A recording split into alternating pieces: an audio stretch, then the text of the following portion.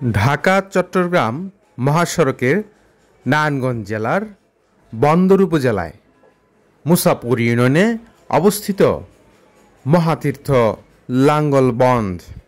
মহাতীর্থ লাঙ্গলবন্ধ ব্রহ্মপুত্র নদের তীরে এই সনাতন ধর্মাবলম্বীদের পবিত্র তীর্থস্থানটি ঘিরে রয়েছে সনাতন ধর্মাবলম্বীদের পাপ মুক্তির একটি গঙ্গা স্নানের ধর্মীয় স্নান উৎসব। প্রতিবছর বাংলায় চৈত্র মাসের শুক্লা অষ্টমী তিথিতে এই মহাতীর্থ লাঙ্গলবন্ধের ব্রহ্মপুত্র নদের তীরে পুণ্যার্থীরা পাপ মোচনে ব্রহ্মপুত্র নদে গঙ্গা স্নান করে থাকেন। এখানে পাপ মুক্তির স্নান উৎসবে প্রতি বৎসর 7 থেকে 8 লক্ষ পুণ্যার্থীর সমাগম হয়ে থাকে। সনাতন ধর্মের শাস্ত্র অনুসারে পাওয়া যায়, ভগবান পরশুরাম মুনি মহাতীর্থ লাঙ্গলবন্ধে চৈত্র মাসের এই শুক্লা অষ্টমী তিথিতে ব্রহ্মপুত্র নদের এই জলধারায় স্নান করে পাপ মুক্ত হয়েছিলেন।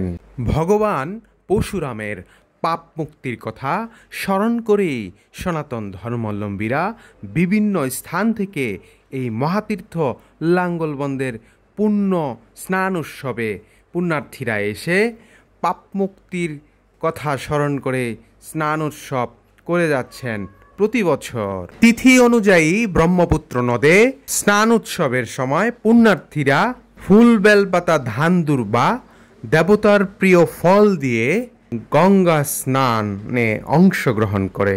সনাতন শাস্ত্রের সুনির্দিষ্ট তিথি অনুসারে পিতৃপুরুষদের উদ্দেশ্যে তর্পণও করা হয়। লাঙ্গলবন্ধ স্নান উৎসবে আগত পুণ্যার্থীদের নিরাপত্তার কথা চিন্তা করে নারায়ণগঞ্জ জেলা প্রশাসন বিভিন্ন ডিপার্টমেন্টের প্রশাসনিক কর্মকর্তা সহ 1000-এর উপরেও পুলিশ প্রশাসন মোতায়েন করা হয়। প্রতি বছর এই লাঙ্গলবন্ধ স্নান উৎসবকে ঘিরে প্রতিবেশী রাষ্ট্র হিসেবে ভারত, নেপাল, ভুটান, শ্রীলঙ্কা, মালদ্বীপ সহ দেশি বিদেশি বিভিন্ন পুণ্যার্থীরা মহাতীর্থ লাঙ্গলবন্ধ স্নান উৎসবে অংশগ্রহণ করে। আগত পুণ্যার্থীরা যাতে নির্বিঘ্নে লাঙ্গলবন্ধ স্নান উৎসবে অংশগ্রহণ করতে পারে, এই জন্য পুরো তীর্থস্থান জুড়ে 19টি স্নানঘাট রয়েছে। এর মধ্যে আগত পুণ্যার্থীরা রাজঘাটকেই বেশি প্রাধান্য দিয়ে থাকে।